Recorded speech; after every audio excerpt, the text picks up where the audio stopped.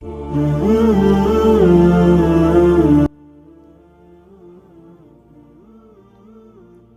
اللہ الرحمن الرحیم۔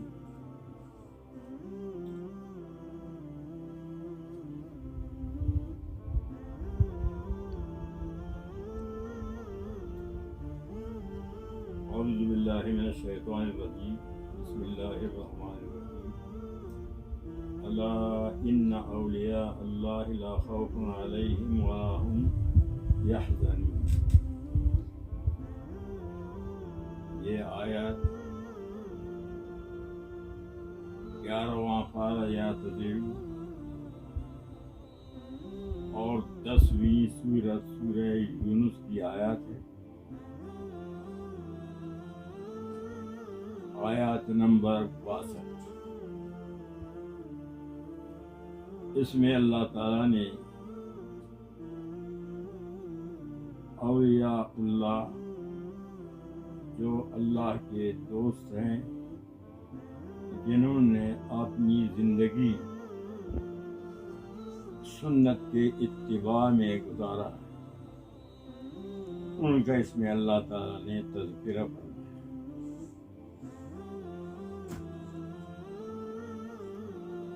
نہ ان پر حزن ہوگا کہ میں نے یہ کام کیوں کیا، کیوں نہیں کیا۔ حزن ماضی کے فعل پر کرنے نہ کرنے، ولا خوف مستقبل، آئندہ کبھی ان کو خوف و خطرہ نہیں کہ انہوں نے ایسا عمل کام نہیں کیا کہ آئندہ ان کو مواخذہ کا ڈر۔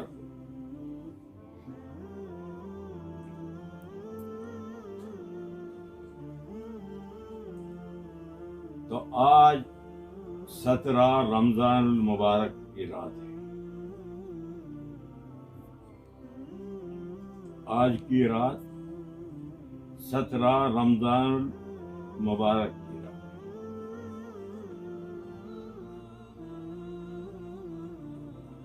سترہ رمضان کو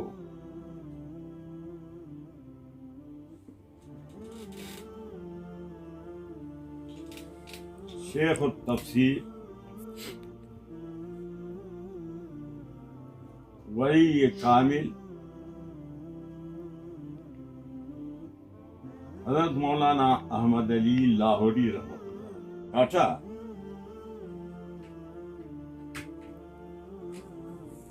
اس سے خون نکلے۔ فرمایا اس میں دوسرے کا حق ہے، تو ولایت بزرگی یہ تو تقوی و پرہیزگاری سے،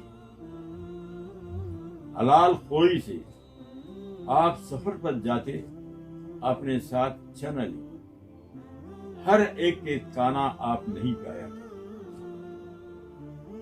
تو یہ جمعیت کا بانی تھا۔ تو جب ایسے امیر ہو، صاحب تقوی، صاحب ورع، تو یقیناً ان کے خدمات ثمرہ اور ہوتے ہیں، وہ ضائع نہیں جاتے۔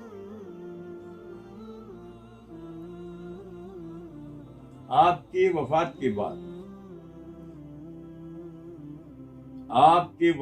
کے وقت آپ کے جنازے میں لاکھوں لوگ شریک ہو گئے۔ رمضان شریف کی 17ویں رات عشاء کے نماز کا نیت باندھ کر سجدے میں آپ اللہ کو پیارے ہو گئے۔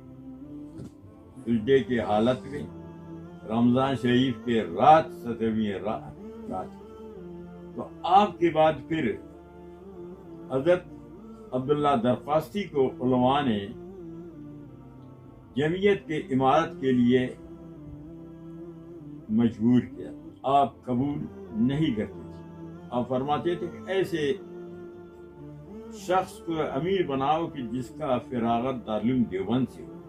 میری چونکہ دارالعلوم دیوبند سے فراغت نہیں ہے، میں تو خلیفہ غلام محمد دیگھوری رحمت اللہ علیہ کا شاگرد، لیکن علماء نے اصرار کیا کہ حضرت لاہوری کے بعد آپ کے مقام کا دوسرا ہمیں نظر نہیں. حالانکہ